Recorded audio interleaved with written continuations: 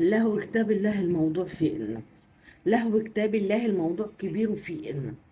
شوفوا كده الصحفي ده بيقول ايه او عمل ايه عشان خاطر يوصل للفنانة ايمان الطوخي ويسألها السؤال المهم، وازاي ان هو خطر بنفسه وازاي وصل ليها وازاي عمل محصل نور وبعدين عمل نفسه بتاع الغاز عشان يطلع للفنانة ايمان الطوخي ويسألها السؤال: انتي مامة مروة زي ما بتدعي او لا؟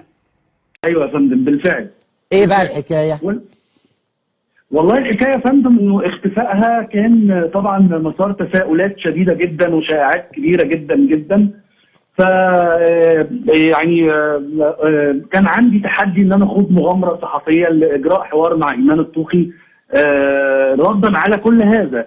فبدات المغامره تتلخص باختصار شديد انه يعني عملت زياره، عرفت الاول عنوانها لانه هي موجوده في المهندسين، الست ما هاجرتش بره ولا حاجه اولا يعني.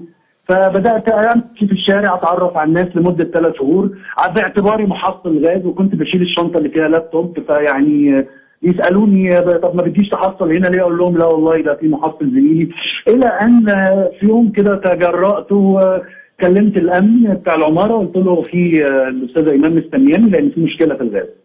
فالحقيقه هي لقيتني قدامها، وكان من يعني الموقف كله طريف.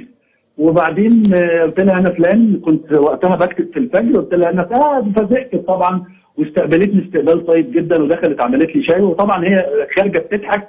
وبعدين قالت لي انت فكرتني بالاستاذ عبد المنعم ابراهيم لما عمل حديث مع ملك الشوكولاته في فيلم طريق لخفه.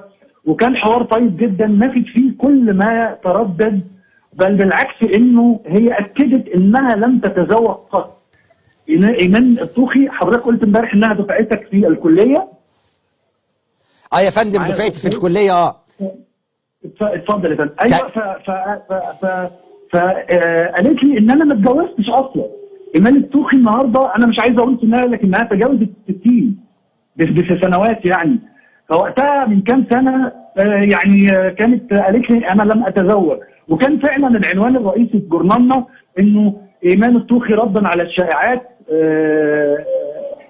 لم اتزوج مبارك وما زلت انسه. حضرتك عارف طبعا ان النص الاعلى في الجورنال الورقي بيكون هو فيه اهم الحاجات. اه ويعني الحقيقه ان ساعتها استاذ عادل حموده كمان صرف مكافاه كبيره ليا بسبب الحوار ده، لانه كان كتب يعني عنها كلام كتير يسيء ليها، وهي الست ما بتخرجش من بيتها. حتى والدتها توفت من سنوات قليله، لم يعلم الخبر ولم يعرف احد.